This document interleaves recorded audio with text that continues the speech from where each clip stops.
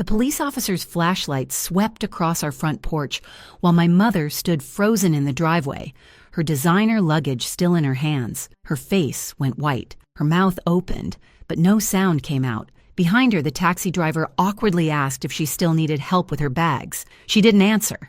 She couldn't, because what she was seeing, what she was finally being forced to see, was something she never expected. But I'm getting ahead of myself. Let me take you back to the beginning, back to the morning that changed everything. The morning my own mother handed me $30 and a bottle of water and disappeared for the entire summer. My name is Kristen Harrison. I was 18 years old, fresh out of high school, and I thought I knew what hard times looked like. I was wrong. I had no idea what was coming.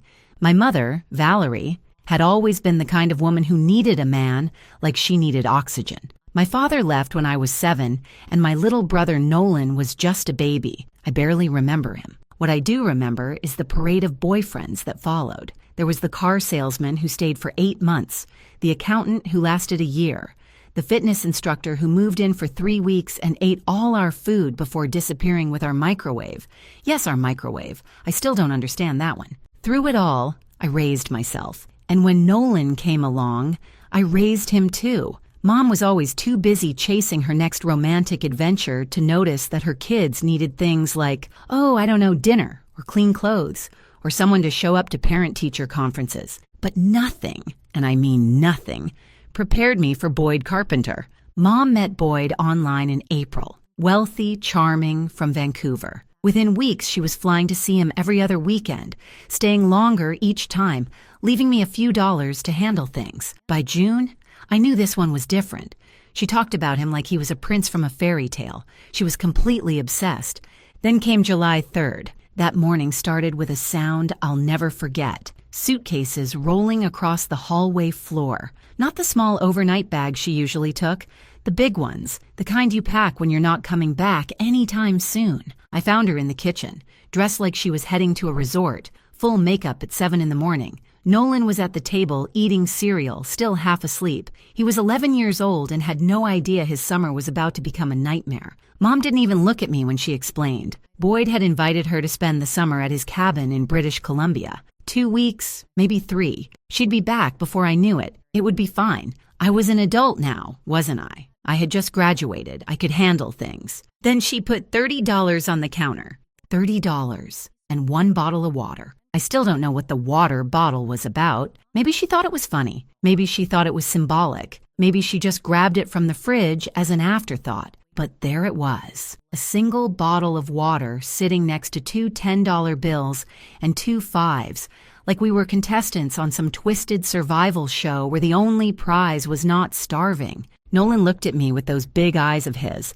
He was 11, just a kid, and I could see him doing the math in his head, the same math I was doing. $30, 2 people, an entire summer. I tried to argue.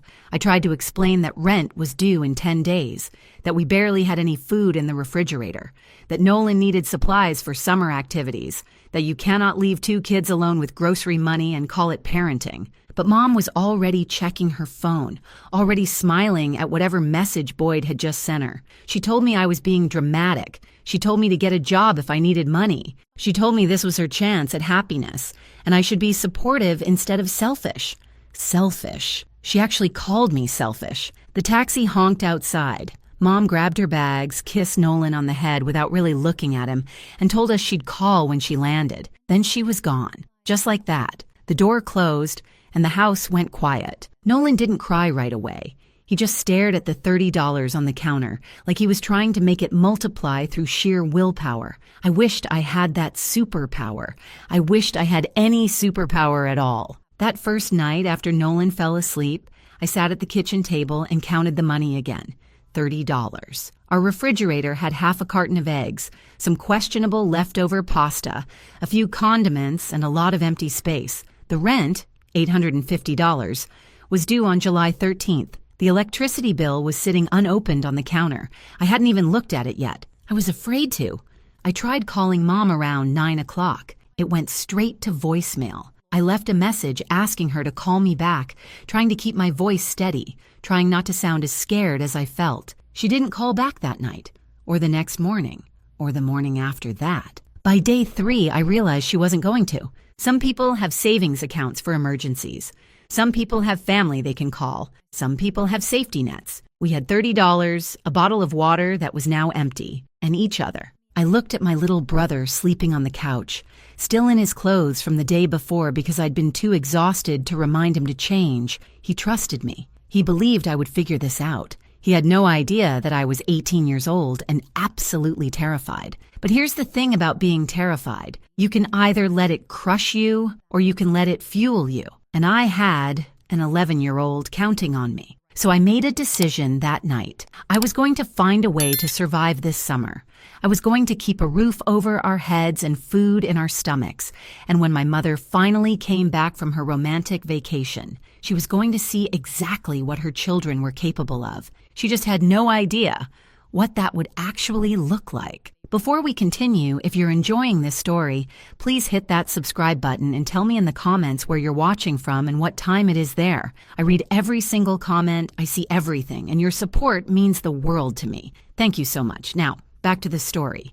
Day 4 started with me staring at our pantry like it might magically refill itself overnight. Spoiler alert, and it didn't. We had peanut butter, half a loaf of bread that was getting stale, some generic pasta, and exactly 1 can of tomato sauce. I did the math. If we ate small portions, this could maybe stretch another 2 days. Maybe. I made Nolan a peanut butter sandwich for breakfast and told him it was a special summer adventure. He didn't believe me. The kid was 11, not stupid, but he ate it without complaining. That broke my heart more than anything. He was already learning to expect less. By day 5, the $30 was gone. I'd spent the last of it on milk, bread, and a bag of rice. Rice, I figured, could stretch forever. My grandmother used to say that rice was the great equalizer. Rich or poor, everyone eats rice. Of course, she also used to say that hard work always pays off, and I was starting to have doubts about that one. I started looking for work immediately. You'd think finding a job in July would be easy. Summer jobs everywhere, right? Wrong. Every fast food place, every retail store, every business within walking distance had already hired their summer staff back in May. I was too late. The manager at the grocery store actually laughed when I asked if they were hiring. Not in a mean way, just in a, honey, where were you 2 months ago way. It still stung. So I got creative. My first job was cleaning out Mrs. Delgado's garage 3 houses down. She'd been meaning to organize it for years, and when I knocked on her door offering to do it for $20, she looked at me like I'd offered her a winning lottery ticket. 8 hours later, I had $20, a sunburn, and the knowledge that Mrs. Delgado had kept every single newspaper since 1987. I didn't ask why. Some questions don't need answers. Day 7 brought a new problem. A bright orange notice taped to our front door. Mr. Kowalski, our landlord, was not a patient man. He had a thick Polish accent and a mustache that seemed to bristle with its own separate anger. The notice gave us 7 days to pay the rent or face eviction proceedings. 7 days. $850. I had exactly $20 and a sunburn. I called my mother 12 times that week. Each call went to voicemail. By the 8th call, the voicemail was full. By the 10th call, I realized I'd been blocked. My own mother had blocked my number while I was trying to tell her that her children might end up homeless. I tried not to think about what that meant. I had work to do. The car wash on Henderson Avenue was hiring day laborers. No experience necessary. Cash at the end of each shift. I showed up at 6 in the morning and didn't leave until 7 at night. The pay was $65 for the week, and I earned every penny.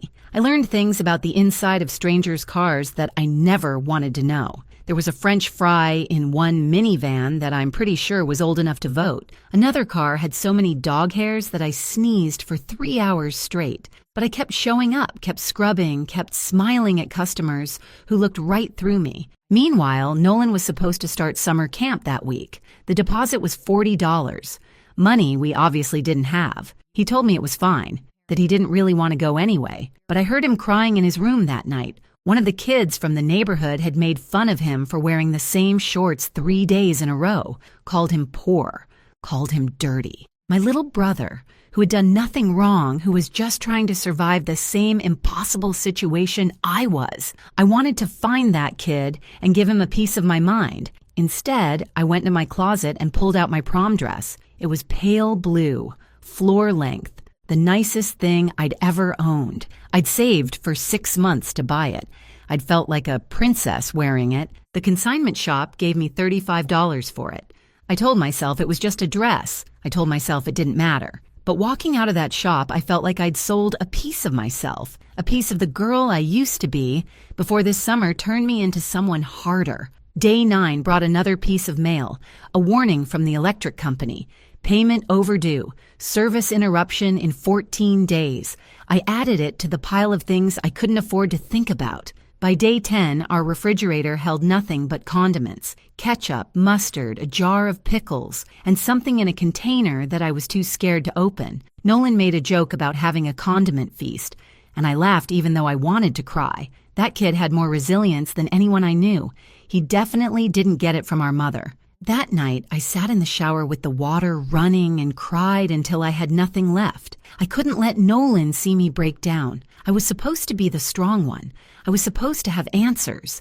But I was 18 years old, exhausted, broke, and completely alone. Mr. Kowalski came by again, his mustache twitching with every word. 3 days left, he said. 3 days to pay or start packing. He wasn't cruel about it. I could tell he felt bad. But business was business. He had his own bills to pay. Mrs. Pritchard from next door watched the whole conversation from her porch, not even pretending to mind her own business. That woman knew everyone's secrets and shared them freely. By the next morning, half the neighborhood would know that the Harrison kids were about to be evicted. The thought made me sick. I walked to clear my head that night, just wandering the streets with no destination in mind. That's when I passed Martinelli's Italian restaurant, right as they were closing up. A busboy was hauling trash bags to the dumpster out back, and something made me stop and watch. The bags weren't filled with garbage.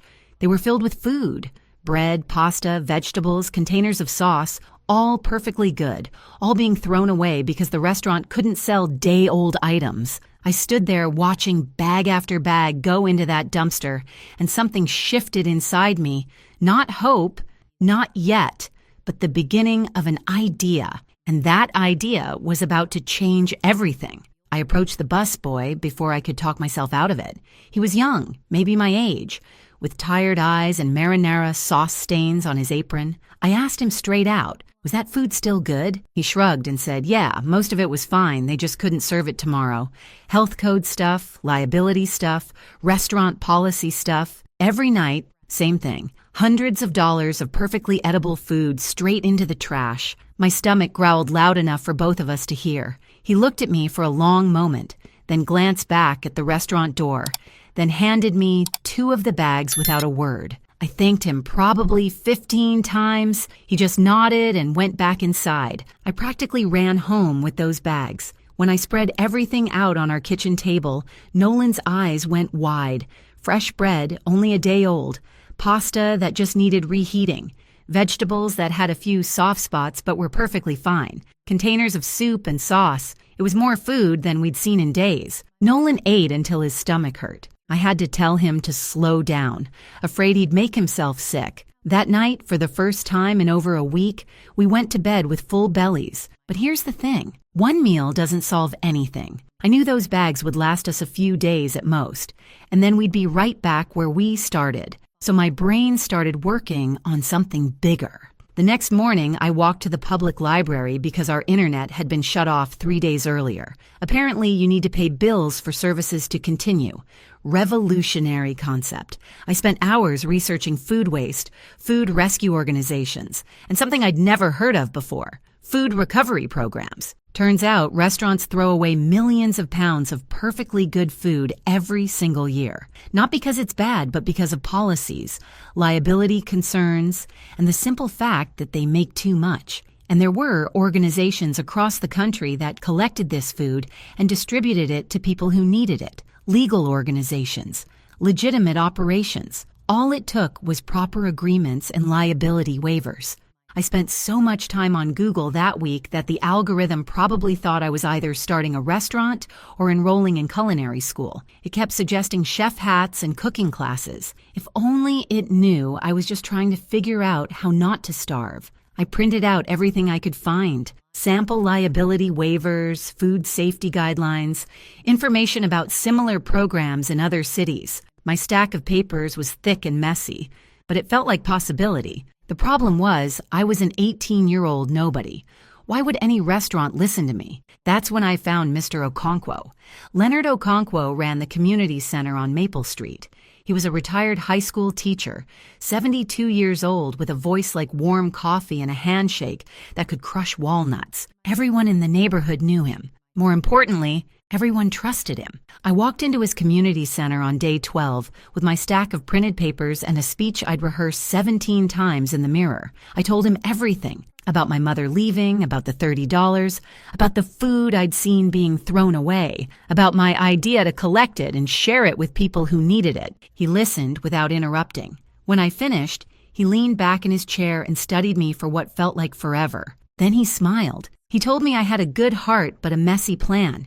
He said success was like his mother's stew. You need patience, the right ingredients, and you have to keep stirring or everything burns to the bottom. But he also said he'd seen worse ideas succeed because someone believed in them hard enough. The key, he explained, was structure. People trusted structure. If I wanted restaurants to give me their extra food, I needed to look legitimate. I needed proper paperwork, a system, a plan for distribution.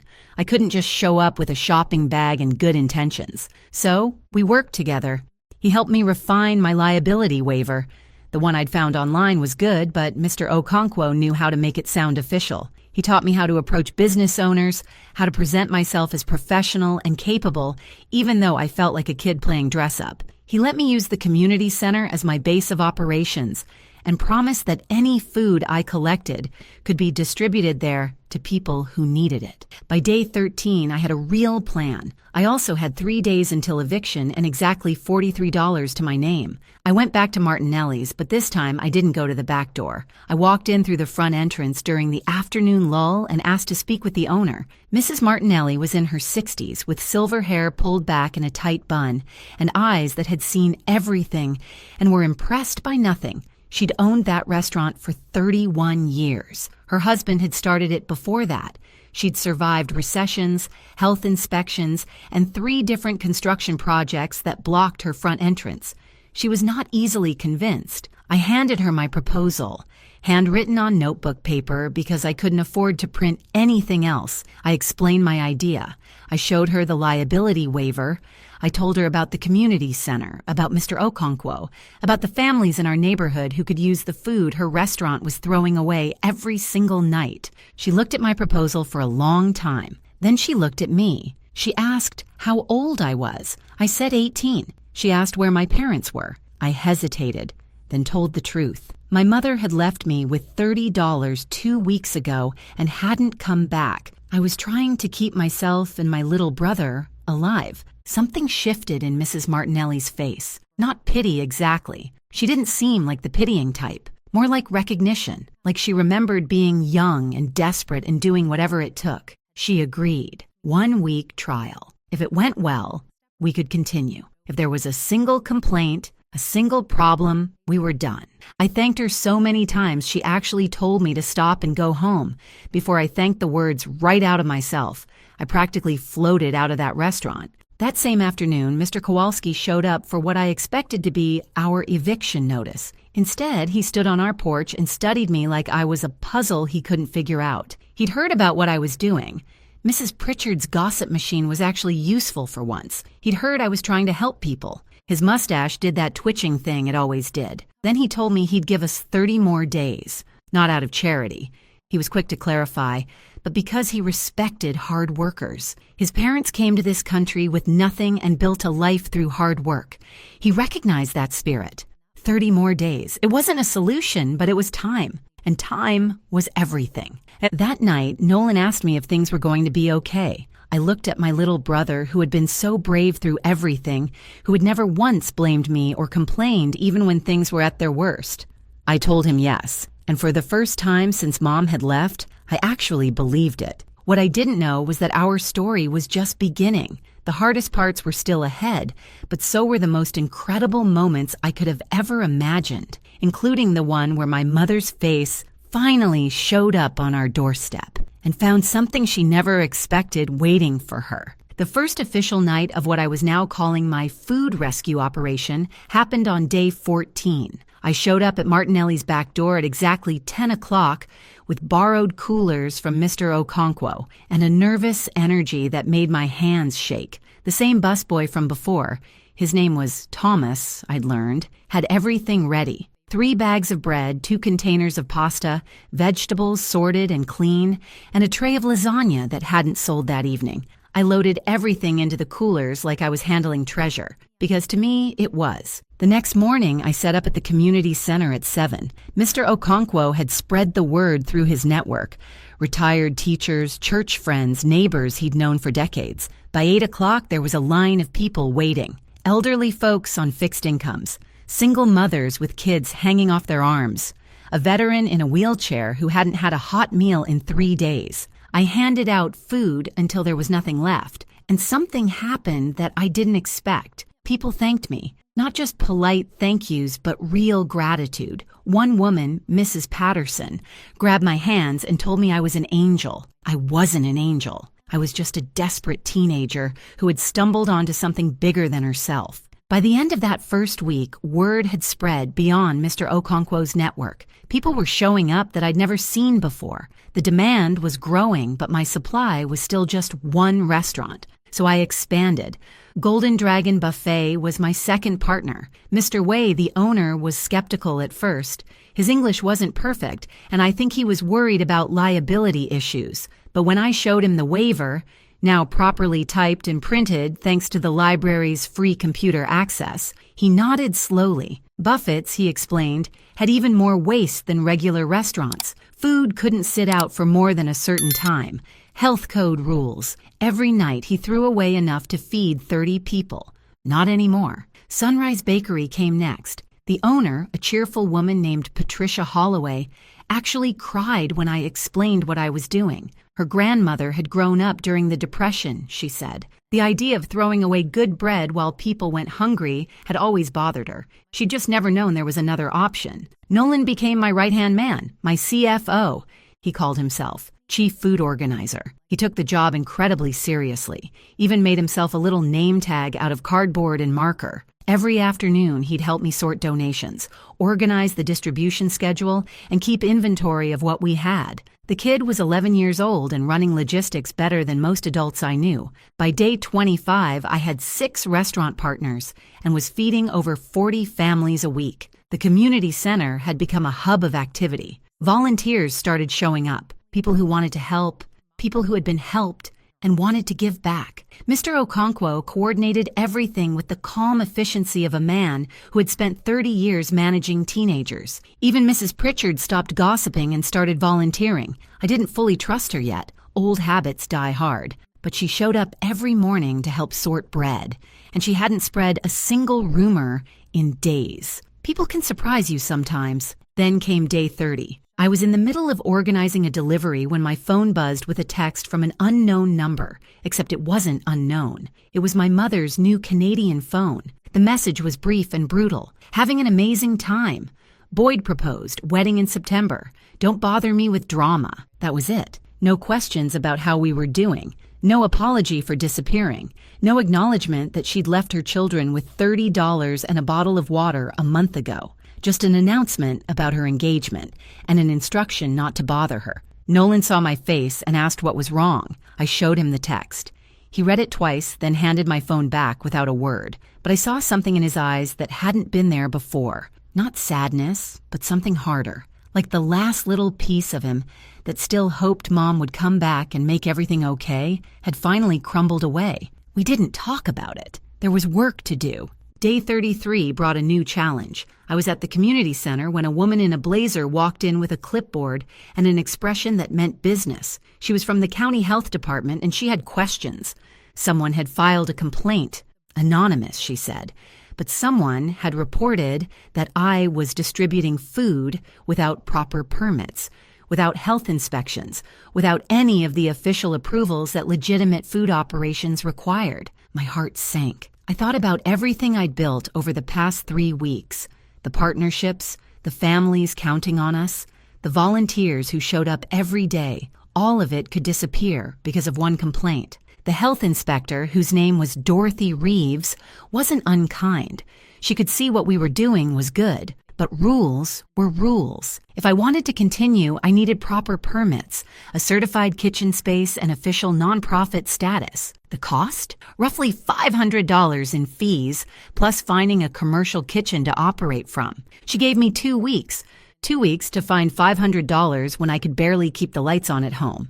2 weeks to find a commercial kitchen when I didn't even have a working stove at our apartment. 2 weeks to make everything official when I was still technically just a kid trying not to drown. I thanked Dorothy Reeves for the information and somehow held myself together until she left. Then I sat down on the community center steps and tried very hard not to panic. Mr. Okonkwo found me there 20 minutes later. He sat down beside me, his old knees creaking in protest, and asked what was wrong. I told him everything. He was quiet for a long moment. Then he said something I'll never forget. He said that obstacles were just opportunities wearing ugly masks. He said that every successful person he'd ever known had faced moments exactly like this one. Moments where giving up seemed like the only logical choice. The ones who succeeded were the ones who found another way. I didn't have $500, but I had something else.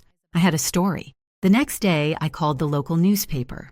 Jasmine Torres was a young reporter at the Riverside Gazette, hungry for stories that mattered. When I told her about what we were doing, about the abandoned teenager who had turned food waste into community meals, she practically sprinted to the community center to interview me. The article ran the following week with the headline, "Teen Turns Tragedy into Triumph. Local food rescue feeds dozens." The response was immediate. Donations started pouring in. $5 here, $20 there, $100 from someone who wanted to remain anonymous. Within a week, we had over $2,000. Enough for permits, for fees, for everything we needed. But more than money, we had attention. People were sharing the article on social media. Local businesses were reaching out to partner with us. The mayor's office called to express support, and someone at the community center suggested we needed an official name. After much debate, Nolan wanted to call it Food Avengers, which I had to veto for legal reasons.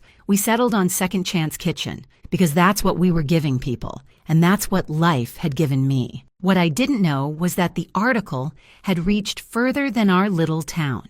It had reached all the way to Canada, and it had set something in motion that would bring everything to a head in ways I never could have predicted. The television interview happened on day 44. Channel 7 News had picked up the story from the newspaper article, and suddenly I was sitting in a real studio with real cameras and a real news anchor asking me questions about my life. I'd never been so nervous. The makeup lady tried to cover the bags under my eyes, and she needed a lot of concealer. I told her I hadn't slept properly in 44 days. She just quietly added more powder and wished me luck.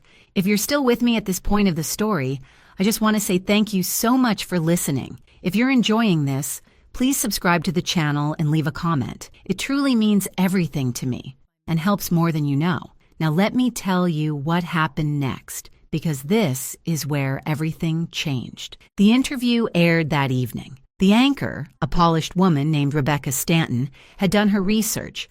She didn't just ask about Second Chance Kitchen. She asked about how it all started, about my mother leaving, about the $30, about everything. I hadn't planned to tell the whole truth. I'd prepared vague answers about difficult circumstances and family challenges. But sitting there under those bright lights, something shifted. I thought about Nolan at home watching. I thought about all the people we'd helped who had their own stories of struggle and survival. I thought about how silence protects the people who hurt us. So I told the truth, all of it. I said that my mother had left for Canada with her boyfriend on July 3rd. I said she'd given us $30 and a bottle of water for the entire summer. I said she'd blocked my calls and sent one text in 6 weeks, not to check on us, but to announce her engagement. I said that everything I'd built had come from desperation, not inspiration. The anchor's face shifted as I spoke. I could see the crew behind the cameras exchanging glances. This wasn't the feel-good story they'd expected. This was something rawer. The segment aired that night with a new headline, "Abandoned, Teen Creates Food Empire While Mother Vacations in Canada." By morning, the story had gone viral, not just locally, nationally. News outlets were picking it up. sharing it, commenting on it. My phone exploded with notifications, interview requests, messages of support from strangers across the country.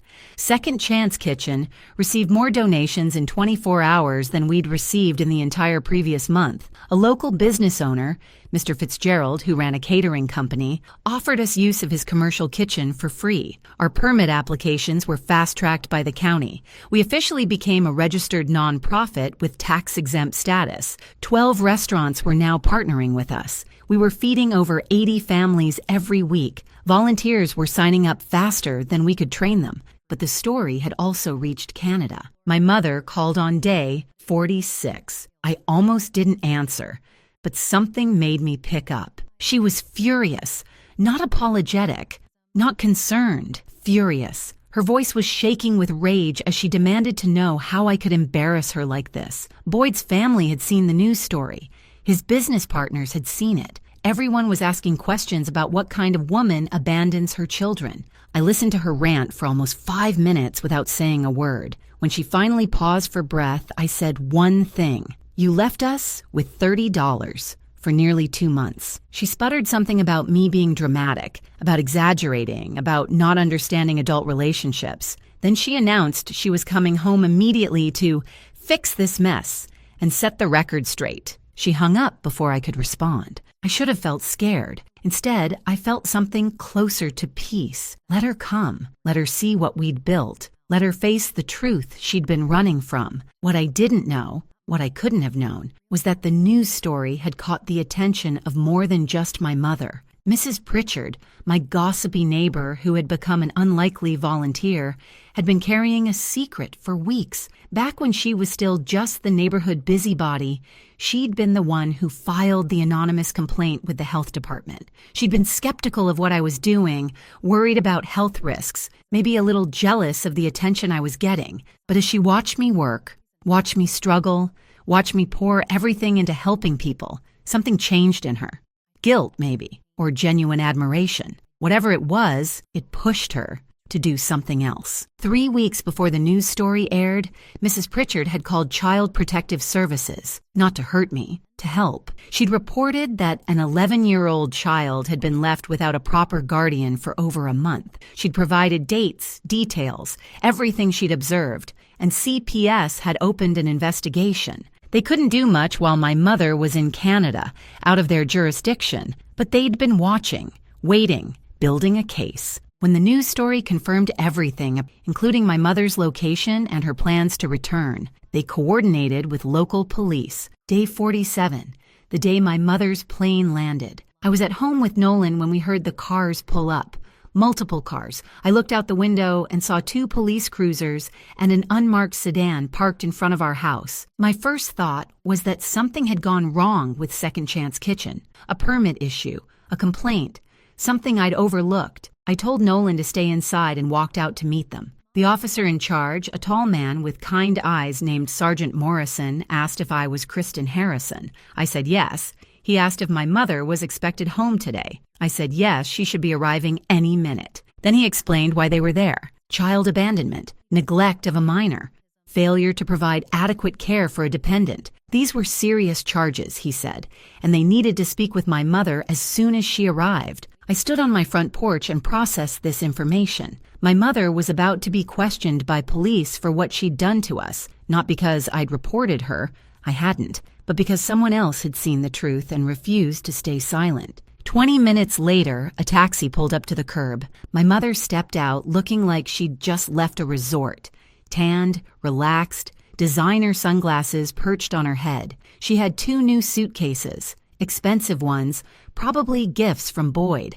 She was already composing her face into an expression of righteous anger, ready to storm in and take control. Then she saw the police cars. Her steps slowed, her expression shifted from anger to confusion to something approaching fear. She looked at the officers, then at me, then back at the officers. Sergeant Morrison approached her calmly and explained who he was and why he was there. I watched my mother's face cycle through a dozen emotions: shock, denial, outrage, panic. She tried to argue, tried to explain, tried to spin her vacation as something reasonable, but then she made the mistake of looking past the officers, past me, toward the community center 2 blocks away. There was a banner hanging above the entrance now. Second Chance Kitchen, serving our community. And beneath it, a photo of me and Nolan smiling. She stared at that banner for a long, silent moment. Then she looked at me, really looked at me, maybe for the first time in years. I wasn't the scared 18-year-old she'd left behind. I was standing tall, healthy, confident. Nolan appeared beside me, not hiding, not crying, but standing with his shoulders back like someone who had learned his own worth. We weren't broken. We weren't desperate. We weren't the mess she'd left behind. We were survivors. We were thriving, and she had missed all of it. Her mouth opened, but no sound came out. Her designer luggage sat forgotten in the street. Her fairy tale summer had ended, and real life was waiting. The officers asked her to come with them to answer some questions. She went. What choice did she have? I watched the police car drive away with my mother in the back seat, and I felt something unexpected. Not triumph, not satisfaction, just a quiet, profound sense of peace. Whatever happened next, we had already won. The investigation took 3 weeks. Child Protective Services interviewed me, Nolan, neighbors, Mr. Okonkwo, and half the community. They documented everything.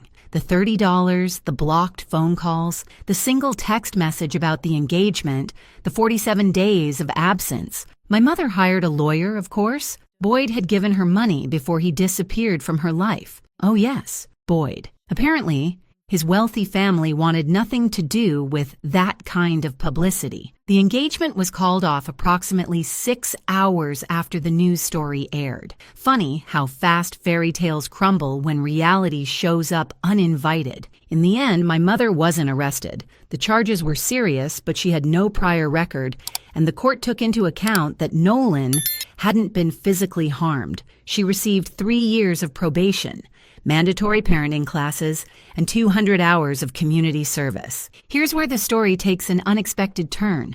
When the judge asked where she would complete her community service, I made a decision that surprised everyone, including myself. I offered to let her work at Second Chance Kitchen. People thought I was crazy. Mr. Okonkwo asked if I was sure, his eyes full of concern. Even Nolan looked at me like I'd lost my mind. Why would I want my mother anywhere near what I'd built? But here's what I understood that others didn't. Punishment wasn't going to change her. Jail time wasn't going to make her a better person. The only way she would ever understand what she'd done was if she saw it, if she lived it, if she spent 200 hours surrounded by the community that had supported her children when she wouldn't. The judge approved the arrangement. My mother's first day of community service was awkward beyond description. She showed up in clothes that were too nice for sorting vegetables, her hair perfectly styled, her expression a mixture of humiliation and resentment. The volunteers who knew our story gave her looks that could freeze water. She didn't say a word to anyone, but community service has a way of wearing down walls. Week after week, she showed up. She sorted bread alongside Mrs. Pritchard, who, I'd learned, had been the one to call CPS in the first place. She packaged meals next to Mr. Okonkwo, who treated her with firm but fair expectations. She served food to families who thanked her without knowing who she was. And slowly, something began to shift. I noticed it first in small ways. She stopped styling her hair for service days. She started asking questions about how things worked. She learned the names of regular volunteers. She began arriving early instead of exactly on time. Week 6, she broke down crying during a shift. We were in the back room, just the two of us, boxing up meals for delivery. Out of nowhere, she started sobbing. Ugly, messy sobs that she tried to hide behind her hands. When she finally caught her breath, she looked at me with red eyes and said something I'd waited my whole life to hear. I'm sorry. Not I'm sorry, but not I'm sorry you felt that way. Just those 2 words. Raw and undefended. She said she'd spent her whole life looking for someone to take care of her. After my father left, she'd been so desperate to find that security again that she'd forgotten she was supposed to be the one providing it. She said she'd convinced herself we were fine, that I was mature enough to handle things, that her happiness mattered too. She said she'd been selfish and wrong and she didn't expect me to forgive her.